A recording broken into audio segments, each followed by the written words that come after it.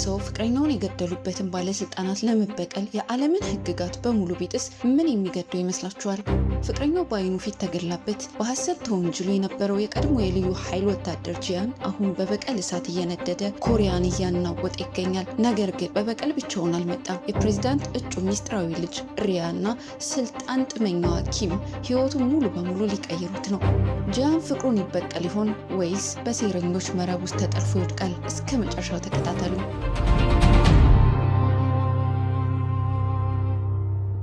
ይህ ተከታታይ ድራማ ጂያን በሚባል በጣም አደገኛና ኃይለኛ ከሆኑ ወታደሮች አንዱ በሆነ ልዩ ኃይል ወታደር ይጀምራል። የሚሳተፍበት እያንዳንዱ ተልዕኮ ጠላቶቹን በሙሉ በማጥፋት ይጠናቀቃል። ሕይወቱ ከግድያና ከጥይት ተኩስ ውጪ ሌላ ምንም አልነበረም። አሁን በፍቅረኛው በሰልማ አማካኝነት በዚህ ጨካኝ ሕይወት ውስጥ እሷ ብቸኛዋ ገርና ሞቅ ያለ ነገር እንደሆነች እናያለን። እሷ እንደ ተርጓሚ ሆና ትሰራለች። ጂያን በቅርቡ ወደ ኮሪያ መለሳለሁ፣ አብረን እንድንጋባና እንድንኖር እንድትከተኝ ይፈልጋሉ ይላታል። በበረሃ ውስጥ ተስማሚ ቀለበት ሊያገኝላት ስላልቻለ በቀለበት ፋንታ የአንገት ሐብል ይሰጣታል። እሷ ሊያገባት በመፈለጉ ትደነግጣለች። ከዚያም በደስታ እንባ ተሞልታ ትስማማለች። ከዚያም በኋላ ኒቃቧን አንስታ ፊቷን ታሳየዋለች። ጂያን ውበቷን ሲያይ ይበልጥ በፍቅር ይወድቃል። ከዚህ በፊት ፊቷን ሳያይ ያደንቃት ነበር። ነገር ግን አንድ ቀን ሁሉም ነገር ይለወጣል። ፓርክ የተባለ የኮሪያ ሚኒስተር ወደ ካምፑ መጥቶ ከአንድ የኢራቅ ወንበዴዎች ቡድን መሪ የጦር መሳሪያ ጭነት ይገዛል። ሰልማ በመካከላቸው ተርጓሚ ሆና ትሰራለች።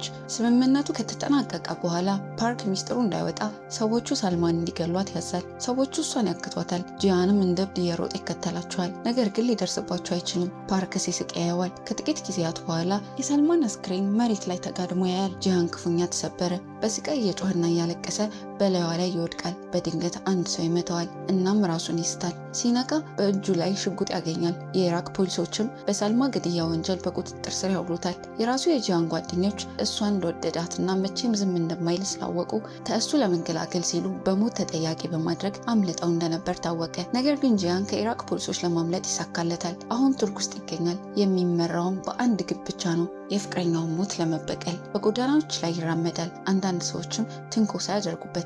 ነገር ግን ከችግር በመራቅ ጥሏቸው ይሄዳል። በሌላ በኩል ሪያ ከምትባል የኮሪያ ሴት ልጅ ጋር እንተዋወቃለን። እሷ በአባቷ ጉዳይ ምክንያት ከልጅነቷ ጀምሮ ታስራ ነበር። ለማምለጥ ትነሳለች እና እያሳደዷት ካሉ ወንዶች እየሸሸች ወደ ጎዳናዎች ትሮጣለች። ወደ ባቡር መሬት ውስጥ ትገባለች እና በድንገት ከጂያን ጋር ትጋጫለች። እሷ ክፉኛ መፍራቷን ያስተውላል። እሱ እንደሷ ኮሪያዊ መሆኑን ስታይ ትደነግጣለች እናም እርዳታ ትለምነዋለች። ነገር ግን ጂያን ችግር አይፈልግም፣ ጥሏት ይሄዳል። እሷን የሚያሳድዳት ሰው እየቀረበ ሲመጣ ስታይ በተስፋ መቁረጥ እግሩን ለመሳም ጭምር ትሞክራለች። እንደገና ትሮጣለች እና ትደበቃለች። ነገር ግን በመጨረሻ ይዟታል። ነገር ግን ጂያን ጣልቃ በመግባት ሪያ እንድታመልጥ ያደርጋታል። ከሰውየውም ጋር ይዋጋል። በላቀ የውጊያ ብቃቱ በፍጥነት ይመታዋል። መሬት ላይ ይጥለዋል እና ራሱን እስኪስት ድረስ ያንቀዋል። ጂያን መታወቂያውን ሲፈትሽ ሰውየው የፖሊስ መኮንን መሆኑን ይረዳል። ጂያን ደንግጦ በፍጥነት ይወጣል። ከዚያ በኋላ ሪያ እንደገና ትታያለች እና ወደ ኮሪያ እንዲወስዳት ትለምነዋለች። አባቷ በጣም ሀብታም እንደሆነና ብዙ ገንዘብ እንደሚከፍለው ትናገራለች። ጂያን ይቆጣል። እሷ የፖሊስ መኮንን በመምታት ውስጥ ጎትታ አስገብተዋለች። ከእሱ እንድትርቅ ያዛታል። መኮንኖች በዚህ ሲያልፉ ይጠራጠራሉ። ጂያን እንድትሮጥ ይነግራታል። መኮንኖቹ ሊመረምሩት መሳሪያዎችን ያነሳሉ። ይህም ለጂያን ከእነሱ ጋር ተዋግቶ ከመጣል ውጭ ሌላ አማራጭ አይተውለትም። ሪያ ትሮጣለች። ጂያን ከባቡር ጣቢያው ከወጣ በኋላ ሪያ ታፍና ትሄድ እንደነበር ያያል። የመኪናውን መስኮት እየመታች እርዳታ ትለምነዋለች። ከመኪናው አጠገብ ያለው ሰው ጂያን ጣልቃ እንዳይገባ ያዛል እና የፖሊስ መኮንን መሆኑ ይገልጻል። ጂያን ወደ ኋላ ለመመለስ ይገደዳል። ታክሲ ይዞ ወደ ኮሪያ ለመመለስ ወደ አየር ማረፊያ ያመራል። ከ6 ወራት በኋላ ጂያን በእድሳት እና በዲኮር ስራ እየሰራ ረጭ ያለ ህይወት እየመራ ብቻውን ይኖራል። አንድ ቀን አለቃው ደውሎ አንድ የማስታወቂያ ሰሌዳ እንዲያስተካክል ይጠይቀዋል። ጂያንም ይስማማል። ወደ ህንፃው ይነዳል። ነገር ግን ዘበኛው አስቁሞት መታወቂያውን ይጠይቀዋል። ጂያን ዘንግቶታል። አንዲት የጽዳት ሰራተኛ ጣልቃ በመግባት ጂያን የመጣው የአቶ ጃንግን ምልክት ለማስተካከል መሆኑን ለዘበኛው ትነግረዋለች። አቶ ጃንግ ጂያንን ካባረረው እንደሚቆጣ በማስጠንቀቅ ዘበኛው እንዲገባ ይፈቅድለታል። ጂያን ያመሰግናታል። ህንፃውም ላይ ይወጣል እና የጃንግን ምስል ማስተካከል ይጀምራል። ጃንግ ከተወዳጅ ሴት ፍቅረኛው ጋር በዚያ ህንፃ ውስጥ እንዳለ ታወቀ።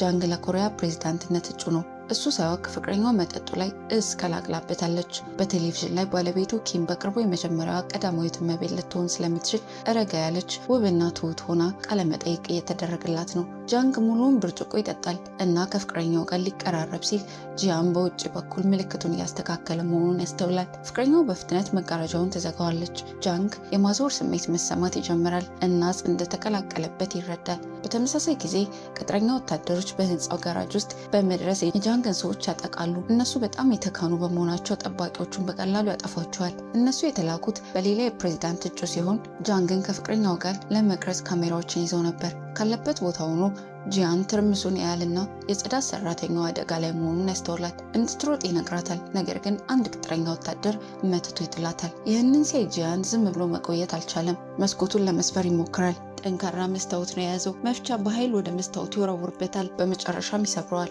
እና ወደ ውስጥ ይዘልቃል። ከቅጥረኛ ወታደሮቹ ጋር ይጋጠማል እና በብቃት ያሸንፋቸዋል። ከእነሱ የበለጠ ልምድ ያለው በመሆኑ የጽዳት ሰራተኛዋ መተንፈስ ሲያቅታት ቁጣው ይበረታል። ቦታው ወደ ትርምስ ይለወጣል። ከጃንግ ሰዎች አንዱ የማስጠንቀቂያ ደወሉን ያንቀሳቅሳል። ይህም መላውን ህንፃ ይዘጋዋል። የደህንነት ሰራተኞች ወደ ካሜራዎቹ ይሮጣሉ እና ተጨማሪ ኃይል ይጠራሉ። ጂያን ብቻውን ከ10 በላይ ሰዎችን ይዋጋል። ውጊያ ትቶ ከቆየ ረዥም ጊዜ ቢሆንም ምቶቹ አሁንም ትክክለኛና ኃይለኛ ናቸው። ፖሊሶች ይደርሳሉ። ይህም ቅጥረኛ ወታደሮቹ እንዲያፈገፍጉ ያስገድዳቸዋል። ጂያን ወደ ጽዳት ሰራተኛዋ ይሮጣል እና የደህንነት ሰራተኞቹ አምቡላንስ እንዲጠሩ ያዛል። ነገር ግን እነሱ መጀመሪያ የጃንግን ደህንነት መፈተሽ ያስቀድማሉ። አምቡላንሱ በመጨረሻ ደርሶ አስክሬኗን ይወስዳል። ሁሉንም ነገር ካረጋገጠ በኋላ ጂያን ይወጣል። ጠባቂዎቹ ይደነግጣሉ። ተራ ማስታወቂያ ሰራተኛ ጠንካራ መስታወት ሰበረ።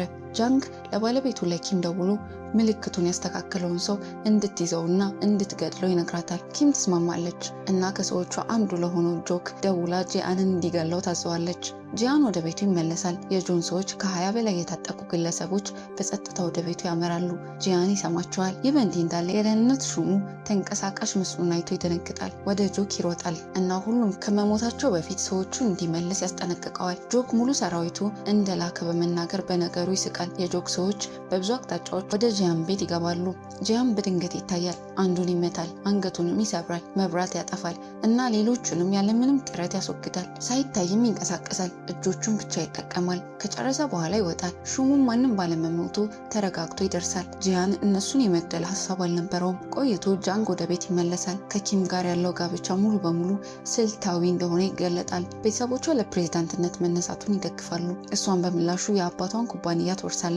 በተጨማሪም ሪያ ልጃቸው እንደሆነች ይገለጣል። ኪም ለጃንግ ሪያ እንደገና ማምለጧን ትነግረዋለች። ነገር ግን ሰዎቿ እንደተለመደው እንደሚይዟት ትናገራለች።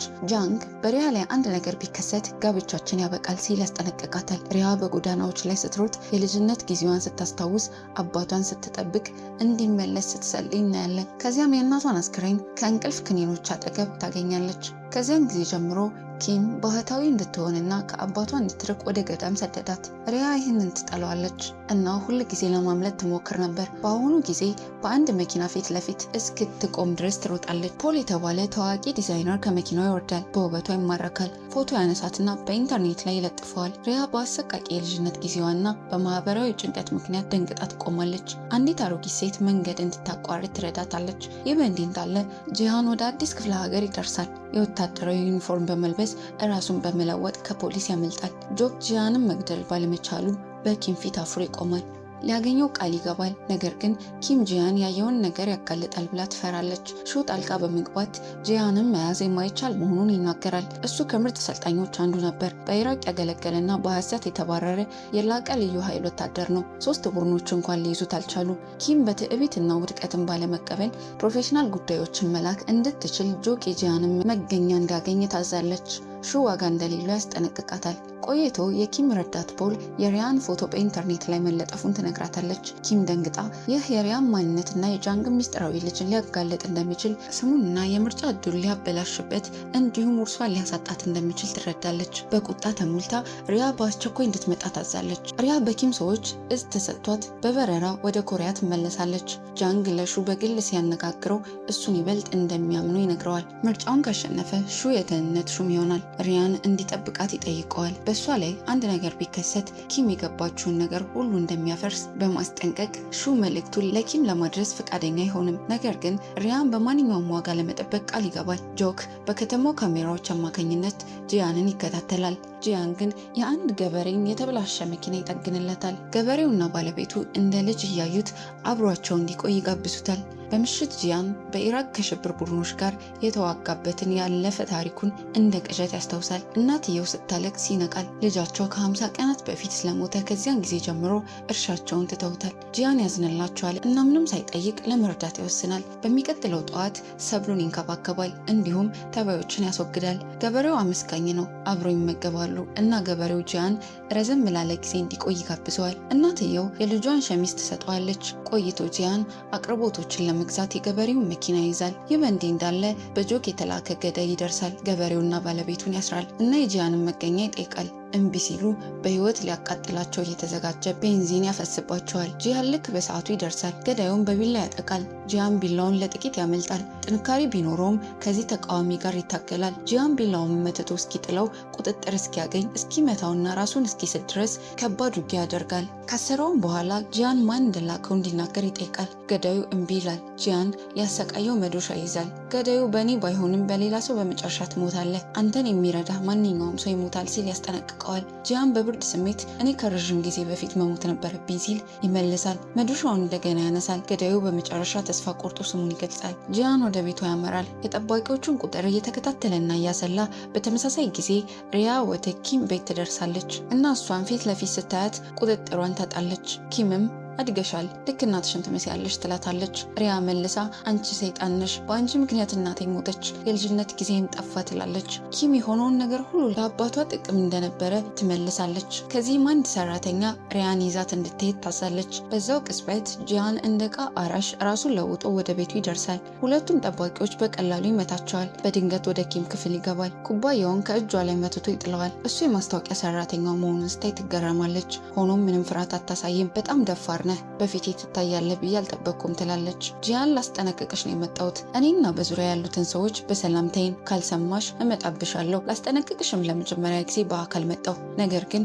ሁለተኛው ጊዜ ሰላማዊ አይሆንም ሲል ይመልስላታል። ኪም በእሷ ወጥመድ ውስጥ እንደወደቀ በመግለጽ ታፌዝበታለች። በድንገት ሰዎቿ መሳሪያዎችን ወደ ጂያን አነጣጥረው ይገባሉ። ይህም እንዳይንቀሳቀስ ያደርገዋል። እንዳለመታደል ሆኖ ማየት የሌለብህን ነገር ስላየህ መሞት አለብህ ትላለች። ጂያንም ከዳሽ ከባልሽ ጋር የምትሰሪው በዚህ መልኩ ነው ሲል ይመልሳል። ኪምም እንዲህ ብላ ትመልሳለች፣ አንተ ምንም አይገባህም፣ እኔ ያንን ሰው እንኳን አልወደውም። አንተ ጥሩ ትመስል ነበር። ትላንት ብቻ ብታውቃቸውም ገበሬውና ባለቤቱን ተከላክለህላቸዋል። በተሻለ ሁኔታ ብንገናኝ ኖሮ ጓደኛሞች እንሆን ነበር። ከዚያም ያየኸውን ነገር ስለ ጃንግና ስለ ፍቅረኛው ለገበሬና ለባለቤቱ ነግራቸዋል ስትል ትጠይቃለች። ጂያን ምንም እንዳልነገራቸው ይናገራል እና በሰላም እንድትተዋቸው ይጠይቃታል። ኪም እውነት እንደተናገርክ እንደሆነ ይሰማኛል፣ ነገር ግን እንዳለመታደል ሆኖ አንተን በማመን የወደፊት ህይወቴን አደጋ ላይ መጣል አልችልም፣ መግደል አለብኝ ትላለች። ጂያን መልሷን አይወደውም እና ወደ እሷ አንድ እርምጃ ይራመዳል። ነገር ግን ሰዎቿ መሳሪያቸውን ያነሳሉ። እሷም እንደዚህ ትላለች፣ እኔን ለማስጠንቀቅ እዚህ መምጣት አልነበረብህም።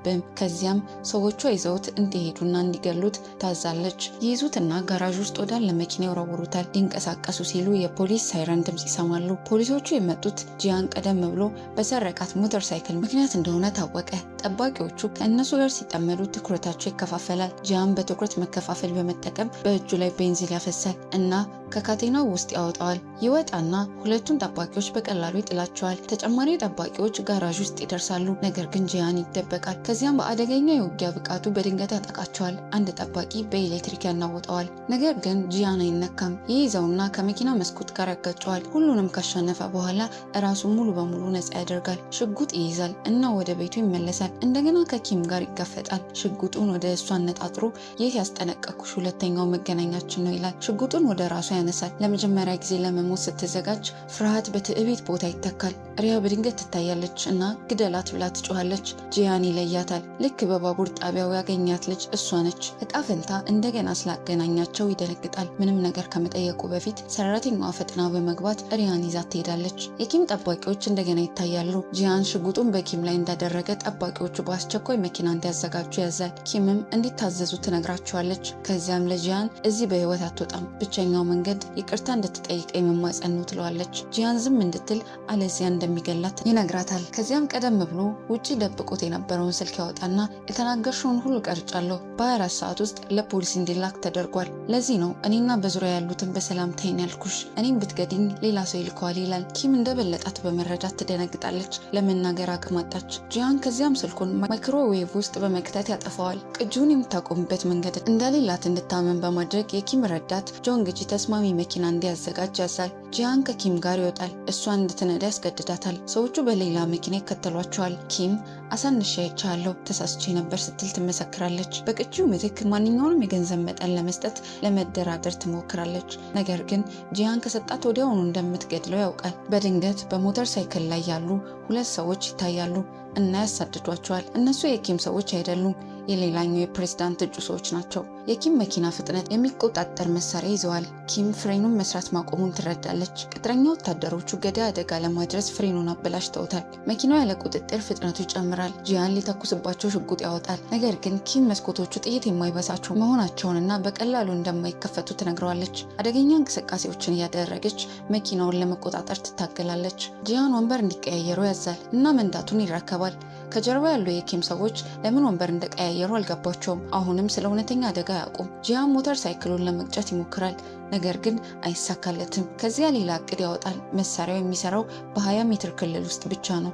ርቀቱን ከጨመረ ቁጥጥሩ ይጠፋል። በግዴለሽነት ይነዳል። ከትራፊክ ተቃራኒ ጭምር በመንዳት በርካታ አደጋዎችን ያደርሳል። ነገር ግን ጂያን ምንም አማራጭ አልነበረውም። በመጨረሻም መንገዱ ሲቀጥል ግንኙነቱ እስኪቋረጥ ድረስ ፍጥነቱን ይጨምራል። ኪም መስኮቱ እስኪከፈት ድረስ የመስኮቱን ቁልፍ መጫኗን እንድትቀጥል ይነግራታል። አንዴ ሲከፈት መኪናውን ያዞራል እና ወደ አጥቂዎቹ 6 ጥይት ይተኩሳል። ነገር ግን ይህ እንኳን አይሳካም። በመጨረሻም የኪም ሰዎች እውነተኛው አደጋ ሞተር ሳይክሉ መሆኑን ይረዳሉ። ቅጥረኛ ወታደሮቹን ያሳድዳሉና ያጠፏቸዋል። ነገር ግን ጂያን አሁንም መኪናውን ሊያስቆም አይችልም። ፍሬኑ ጠፍቷል። መኪናው ደጋግሞ ይጋጫል፣ ይገለበጣል እና ሁለቱም ክፉኛ ይጎዳሉ። በከፍተኛ ሁኔታ እየደማች ኪም ራሷን ትስታለች። መኪናው እሳት ሲያያዝ ሰራተኞቹ ጂያንን ከፍርስራሹ ውስጥ ያወጡታል። ሊፈነዳ ሲል ጂያን ጉዳት ቢኖርበትም ስለ ኪም ይጨነቃል። ራሱን ወደ መኪና ያስገባል። ሊቀሰቅሳትም ይሞክራል። ነገር ግን በሩ ሊከፈት አልቻለም። ኪም ራሷን ታውቃለች እና ጂያን ሊያድናት ሲሞክር ታያለች። ሰዎቿ በጣም እንደረፈደ ያምናሉ እና ዶንግጂ እንዳይቀርብ ያቆሙታል። ከዚያም መኪናው ከመፈንዳቱ በፊት ጂያን ኪምን አዝሎ ሲወስዳት ያያሉ። ኪም ልትገድለው በፈለገችው ሰው አማካኝነት ትተርፋለች። የበረረ የፍርስራሽ ቁራጭ ጂያንን ጀርባው ላይ መተዋል። ኪም እሱ አሁንም ቀጥ ብሎ በመቆሙ ትደነግጣለች። ለሰዎቿ ካስረከባት በኋላ ራሱን ይስታል። ኪም በማንኛውም ዋጋ ጂያንን እንዲያድኑ ታዛለች። በሌላ በኩል ጃንግ ወደ ቤት ይመለሳል። ሪያ አባቷን ስታይ በስሜት ትሞላለች። እናም ደስታዋን መቆጣጠር አቅቷት ወደ ክፍሏ ትሮጣለች። ሊያት እንደሚመጣ ትጠብቃለች። ከልጅነቷ ጀምሮ አልተገናኙም። ነገር ግን ጃንግ ለሰራተኛው ደክሞታልና ማረፍ እንደሚፈልግ ብቻ ይነግራታል። ሪያ ክፉኛ ታዝናለች እና ማልቀስ ትጀምራለች። ጃንግ በዚህ መልኩ የሚንቀሳቀሰው ልጅ እንዳለው ማሳወቅ ስሙን ሊያበላሽ ስለሚችል ነው። ሰዎች እሷ ዲቃላ እንደሆነች ሊያስቡ ይችላሉ። ይህም በፕሬዝዳንቱ ውድድር ላይ እድሉን ያበላሻል። በቅርቡ ዜናዎቹ የኪም በሆስፒታል መተኛት ይዘግባሉ እና ታሪኩ ሚዲያውን ይቆጣጠረዋል። ከ2 ቀናት በኋላ ጂያን ሆስፒታል ውስጥ ይነቃል። ኪም በጥሩ ሁኔታ አገግማለች፣ ነገር ግን ከራሷ ይልቅ ስለ ጂያን ትጨነቃለች። ዶክተሩ ጂያን በርካታ ስብራት እንደደረሰበት ነገር ግን የተረጋጋ መሆኑን ይነግራታል። ስልጠናው ሳይታደገው እንዳልቀረ በመጥቀስ ተራ ሰው ቢሆን ኖሮ ሽባ ይሆን ነበር። ኪም እፎይታ ይሰማታል። ጃንግ ጂያን ብዙ ስለሚያውቅ ማጥፋት አለብን ብሎ ያምናል። ነገር ግን ኪም እቀጥረዋለሁ፣ የግል ጠባቂ አደርገዋለሁ፣ ይበልጥ የምጠነቀቅበት ሰው ለያኔ ቅርብ መሆን አለበት ትላለች። የጃንግ ታናሽ የወንድም ልጅ ይጎበኛቸዋል። በስተጀርባው የፕሬዝዳንት እጩ ፓርክ እንዳለ በመጠቆም እሱ ጨካኝ ነው እና ለማሸነፍ ማንኛውንም ነገር ያደርጋል። ኪም ከዚያ የጃንግን ጸጉር ታበላሸዋለች እና ለማስመሰል ካራቫቱን ታላላለታለች። ጋዜጠኞችን ሲጋፈጡ ሌሊቱን ሙሉ ባለቤቱን ሲንከባከብ እንደቆየ በመግለጽ የተጨነቀ ይመስላል። ራሱን እየወቀሰና ተቀናቃኞቹ በቤተሰቡ ላይ ሽብር እየተጠቀሙ መሆኑን ይከሳል። ለባለቤቱ ደህንነት ሲል ከፕሬዝዳንትነቱ ውድድር እንደሚወጣ በስሜት ይገልጻል። ሁሉም ይደነግጣል፣ በተለይም ኪም። ይህ የታቀደ አልነበረም፣ ነገር ግን የተሰላ እርምጃ ነው። ህዝቡ እንዳይወጣ ይለምነዋል፣ ከጎኑም ይሰለፋል። ከዚያም በፕሬዝዳንትነትም ይሁን ያለሱ ከክፋት ጋር መዋጋትን እንደሚቀጥል ይገልጻል። ህዝቡ በስሜት ተሞልቶ ስሙን ይጮሃል። ጃንግ ጥቃቱን በተሳካ ሁኔታ ወደ ህዝብ ድጋፍ ይለውጠዋል። ኪም በስልቱ ትደነቃለች። ይህ በእንዲህ እንዳለ ሹ በሆስፒታል ጂያንን ይጎበኘዋል እና እውነቱን እንደሚያውቅ ይገልጻል። ጂያን በሳልማ ጉዳይ በሐሰት ነው የተከሰሰው። ጉዳዩ በእሱ እጅ ቢሆን ኖሮ ነፃ ያወጣው ነበር። ጂያን አያምነውም። ያለ ጥቅም እንደማይረዳው በመናገር ሹ አዲስ ማንነትና የኪም ጠባቂ ሆኖ እንዲሰራ ስራ ያቀርብለታል። ጃንግ ፕሬዝዳንት ከሆነ ጂያን ምህረት ሊያገኝ እንደሚችል ያብራራል። አብሮ በበደሉት ላይ መበቀል ይችላሉ።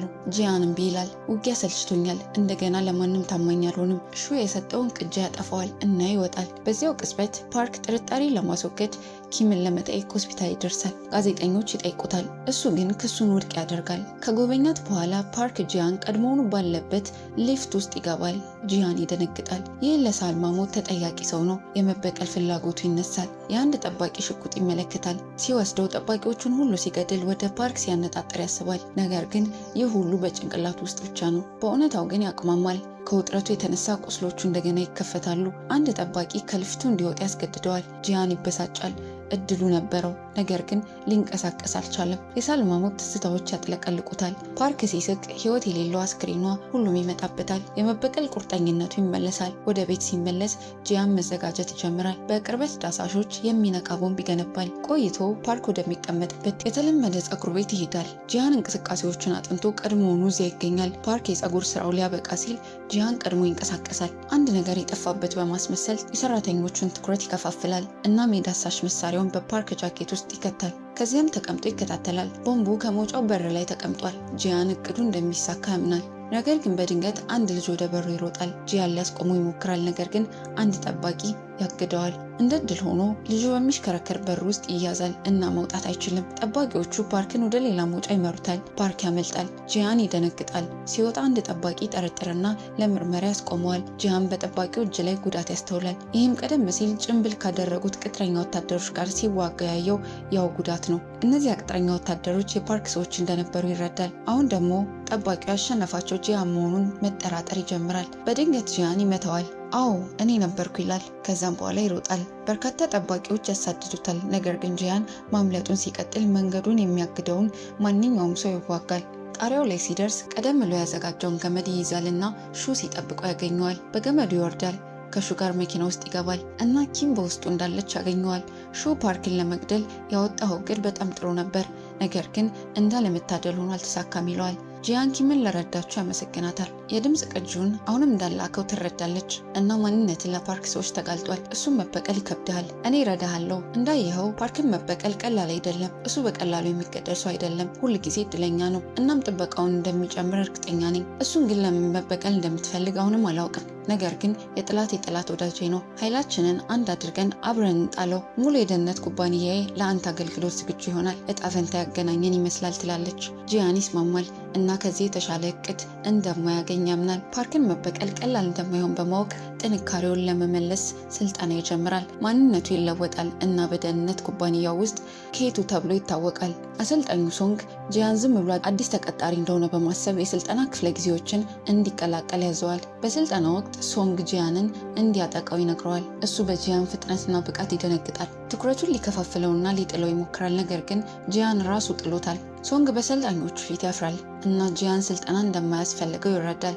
ቆይቶ ሹ ጂያንን ያገኘዋል እና የኪም ቤተሰብ አስፈላጊ አባላትን የመጠበቅ ኃላፊነት ያለበትን ቡድን እንደሚቀላቀል ይነግረዋል። ጂያን ይስማማል እና ይወጣል። ሆኖም አንዳንድ ጠባቂዎች የጂያንን መኖር አይወዱትም። ሁሉንም ስላሸነፋቸው ማንም ሊቋቋሙ እንደማይችል ለሹ ያማርራሉ። ሹ አንድ ኃይለኛ ውሻ ስላገኘ አደን አዳኝ ታሪክ ይመልሳል። ሌሎች ውሾች አዲሱን መጤ በጥንካሬ ምክንያት አልወደዱትም ነበር። ስለዚህ አዳኙ ሁሉንም በአንድ ላይ ያደረጋቸው።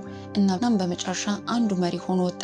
ከጂያን ጋር የሚሆነው ልክ ይሄ ነው ይላል ሹ። ይህ በእንዲህ እንዳለ ጠባቂዎቹ መታጠቢያ ቤት ውስጥ ለጂያን ወጥመድ ያዘጋጃሉ።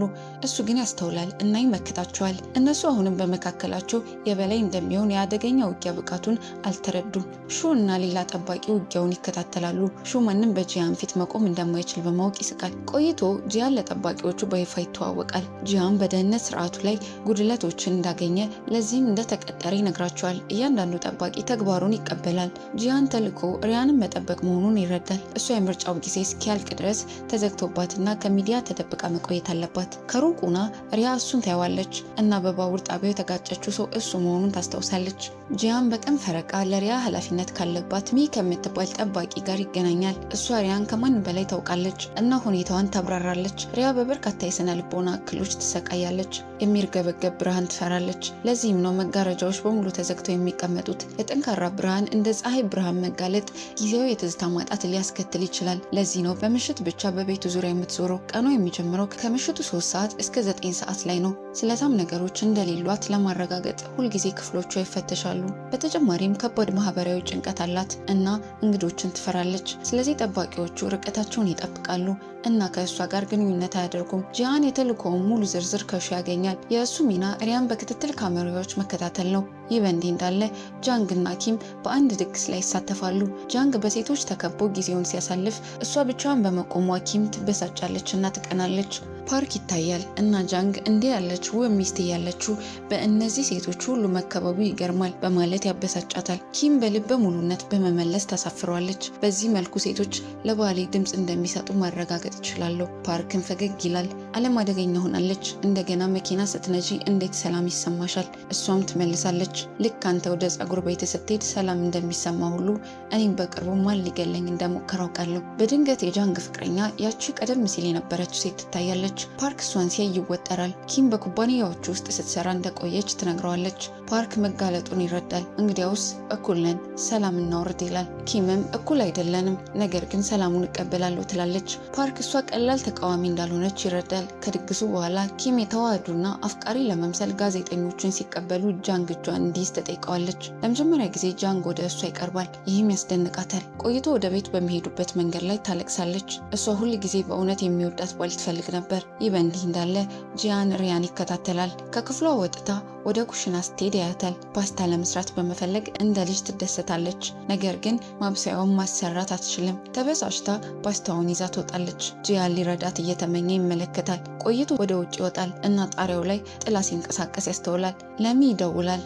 እሷ ግን ተኝታለች። ተጨንቆ በፍጥነት ይወጣል። ነገር ግን ሪያ እዚያ ተቀምጣ ፓስታ እየበላችና ድመት እየመገበች ያገኛታል። ጂያን ርቀቱን ይጠብቃል። እናቷን እያስታወሰች ማልቀስም ትጀምራለች። እንዴት የእንቅልፍ ክኒኖችን ትሰጣት እንደነበር። ሪያ የእናቷ ሞት ምክንያት እሷ እንደሆነች በማመን የጥፋተኝነት ስሜት ይሰማታል። ጂያን በዝምታ ወደ ክፍሏ ስትመለስ ይመለከታል። በካሜራዎቹ ላይ የተኛች ለማስመሰል አልጋው ላይ ትራስ አስቀምጣ ነበር። አንዴ ወደ ውስጥ ስትገባ ትተኛለች። ጂያን በልጅነቷ ከወላጆቿ ጋር የተነሳቻቸውን ፎቶ ያያል። ቆይቶ ኪም የአክስቷን ቀብር ለመካፈል ትዘጋጃለች። የ24 ሚሊዮን ዶላር ዋጋ ያላቸውን የኩባንያ አክሲዮኖች ለመውረስ ትጠብቃለች። ረዳቷ ጆንግ ጂ ኪም በቅርብ ዓመታት አክስቷን በነርሲንግ ሆም ውስጥ ደጋግማ እየጎበኘች እንዴት ትንከባከብ እንደነበር ይጠቅሳል። ኪም ውርሱን ለማረጋገጥ ብቻ እንዳደረገችው በብድ ስሜት ትመሰክራለች። በቀብሩ ላይ ጥበቃው ጥብቅ ነው። ነገር ግን በቤተ መቅደስ ወግ ምክንያት 2 ጠባቂ ብቻ ሊከተሏት ይችላሉ። ሹ ጂያንን እና ሌላ ጠባቂ ይመርጣል። ከቀብሩ በኋላ ኪም ወደ ቤተሰብ ስብሰባ ትጋበዛለች። ጂያን በሚስጥር በቦርሳዋ ውስጥ እስክሪብቶ ያስቀምጣል። እናም አንዴ ከተጫንሹ ሁሉንም ነገር ይቀርጻል።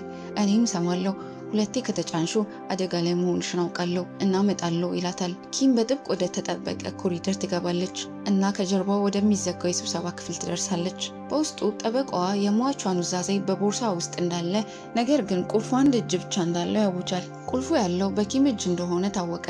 ጠበቃው ቦርሳውን ይከፍታል እና ኑዛዜውን ያነባል። ሀብቱና የኩባንያው አክሲዮኖች በሙሉ ለኪም ተትተዋል። ሁሉም ይደነግጣል። ውጥረቱን በመስማት ኪም ጂያን እንዲሰማ እስክሪብቶውን አንዴ ትጫነዋለች። ዘመዶቿ ሁሉንም ነገር መውሰድ አትችልም በማለት ይቃወማሉ። በተለይም ቀድሞውኑ የደህንነት ኩባንያ ስላላት። አጎቷ አክሲዮኖቿን በ3 እጥፍ ዋጋ ሊገዛቸው ያቀርባል። ጃንግ ጣልቃ በመግባት ይህ ለምርጫ ቅስቀሳው እንደሚጠቅም ይስማማል። ጃንግ እና አጎቱ ቀድሞውኑ ይህንን አቅደውበት እንደነበር ግልጽ ይሆናል። ኪም በቁጣ እምቢ ትላለች። በዚህ ሂደት ውስጥ በድንገት እስክሪብቶውን ትጥለዋለች እና ወንድሟ ይጫነዋል። ጂያን ይህ እንደ ሁለተኛ ምልክት እንደሚቆጠር እርግጠኛ አይደለም። አደጋ ላይ ነች ወይስ መቅረጹን አቆመች ሲል ያስባል። ጃንግ እና አጎቱ እሷ እንዳስጨነቋት በማመን ይስቃሉ። ከመሸጥ ውጭ ሌላ አማራጭ እንደሌላት ያስባሉ። ነገር ግን ኪም በድንገት ትስቃለች እና ታፌዝባቸዋለች። ይህ የአባቴ ኩባንያ ነው፣ እናቴና እኔ የገነባ ነው እያለች ጂያንን ለመጥራት በመፈለግ እስክሪብቶውን ትመለከታለች። ነገር ግን ምንም ምልክት የለም። በዚያው ልክ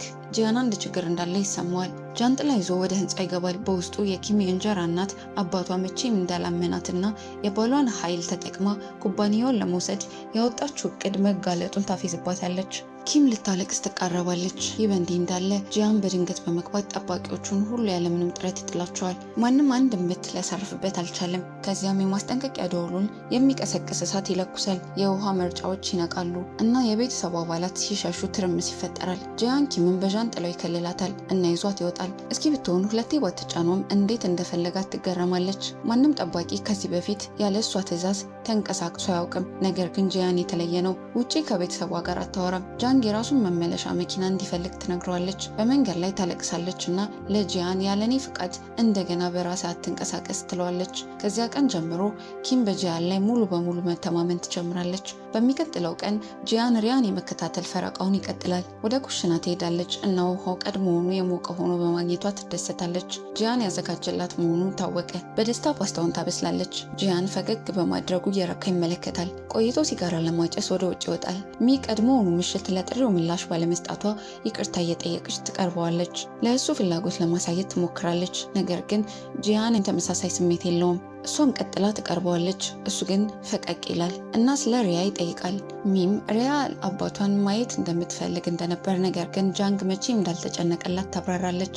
ጂያን በዚህ ይነካል። በድንገት ከደህንነት ኩባንያው ጥሪ ደርሷል። በአስቸኳይ ይፈልጉታል። ሚ የምሽቱን ፈረቃ ትረከባለች። ጂያን ወደ ኩባንያው ህንፃ ያመራል እና ለጥቂቶች ብቻ ወደሚፈቀደው በጣም ጥብቅ ደረጃ ወደ 9ኛው ፎቅ ይሄዳል። እሱ የኩባንያው ሚስጥራዊ መሰረት ነው። የጣት አሻራና የአይን ቅኝት በመጠቀም ይገባል። ኪም ስብሰባ ከጨረሰች በኋላ ጂያንን ትጠራዋለች። ይህ ክፍል በህንፃ ውስጥ በጣም አስተማማኝ ቦታ ነው። መስታወቱ ድምፅና ጥይት የማይበሳው ነው ትላለች። ትመለከተዋለች እና በፓርክ ላይ ያለ ጥላቻ በስተጀርባ ያለው ምክንያት ማወቅ ፈልጋለሁ። ስለ ሁሉም ነገር ጉጉት አለኝ ትላለች። ጂያን ዝም ይላል። እሱም በቀላሉ የሚከፈት ሰው አይደለም። ኪም በመቀጠል ይህ ቦታ ሚረር የተባለ የኤአይ ስርዓት አለው። እሱ የኩባንያዬ አንጎል ነው። ሁሉንም መረጃዎች ለማግኘት እድል አለው እና ለማንኛውም ነገር መፍትሄ ሊሰጥ ይችላል። ማንኛውም ጥያቄ ልትጠይቀው ትችላለህ ትላለች። ጂያን ጥያቄዎች አሉኝ ብለሽ እንድታስብ ያደረገሽ ምንድን ነው ሲል ይመልሳል። እሷም ባይኖርህ ኖሮ እኔን አትቀላቀልም ነበር። አሁንም ፓርክን እንዴት እንደምትበቀል አታውቅም ትላለች። በመጨረሻም ጂያን ለመናገር ይወስናል። ሁሉንም ነገርም ይነግራታል። ከ5 ዓመት በፊት ሳልማ የምትባል የኢራቅ ተርጓሚ ወድ እንደነበር፣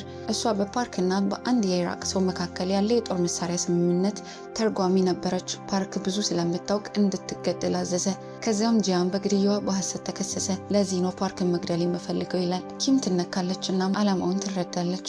ታሪኩ ገና አሁን መልክ መያዝ ጀመረ። ጂያን ለፍቅረኛው ሳልማ ሞት ቀጥተኛ ተጠያቂ ሆነውና ህይወቱን ያበላሸውን ጨካኙን የፖለቲካ ሰው ፓርክን ፊት ለፊት አግኝቶታል። የበቀል እሳቱ እንደገና በአዲስ መልክ ነዷል። ፓርክን ለመግደል ያዘጋጀው የመጀመሪያው የቪላ ቦምብ እቅድ ባልተጠበቀ አጋጣሚ ቢከሽፍም፣ አሁን ግን ጂያን ብቻውን አይደለም። የፕሬዝዳንቱ እጩ ባለቤት የሆነችው ባለስልጣኗ ኪም ሙሉ የደህንነት ኩባንያዋን እና ኃይሏን ለጂያን አሳልፋ ሰጥታለች። ነገር ግን ነገሮች ይበልጥ እየተወሳሰቡ ነው። በባቡር ጣቢያው ያገኛትና ህይወቷን ያተረፈላት ሚስጥረኛዋ ልጃገረድ ሪያ የዚሁ ጨካኝ ቤተሰብ ስውር ልጅ መሆኗ ሲታወቅ የጂያን ቀጣይ እርምጃ ምን ይሆን? ኪም ጂያንን የግል ጠባቂዋ ያደረገችው በእርግጥ እሱን ለመርዳት ነው ወይስ ከጀርባዋ ሌላ የሚያስፈራ ምስጢር ደብቃለች? ከሁሉ በላይ ደግሞ የፓርክ ሰዎች የጂያንን እውነተኛ ማንነት አውቀውታል። አሁን አደን አዳኙን ሊያድነው ተዘጋጅቷል። ቀጣዩ ክፍል የነፍስ ማጥፋት፣ የበቀል፣ የክህደትና ፍጹም ያልተጠበቁ አስደናቂ ፊልሚያዎች ይፋ የሚሆንበት ልዩ ክፍል ነው። ጂያን ሳልማን የገደሉበት ሰዎች አንድ በአንድ እንዴት ያጠፋቸዋል? ሪያስ ከአባቷና ከእንጀራ እናቷ ወጥመድ ታመልጣለች? ይህንን ሁሉ ይዘን በሚቀጥለው ክፍል በአስቸኳይ እንመለሳለን። ታሪኩ እንዳያመልጣችሁ አሁኑኑ ላይክ እና ሰብስክራይብ በማድረግ የደወል ምልክቷን መጫን እንዳትረሱ።